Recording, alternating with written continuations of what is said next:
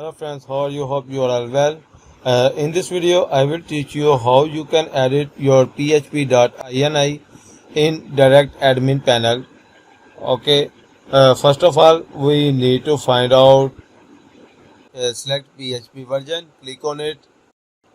Here you can see some options down there.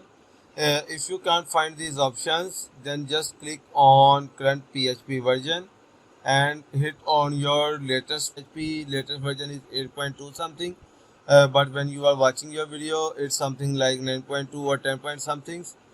Just hit 8.2 and go on options. You must select your latest version, and there you can see all php.ini options like max execution time, max input time. I hope you love this video, guys. Please like my video, subscribe my channel, share this video with your friends. Stay tuned with my channel. Thank you. Take care. Allah Hafiz.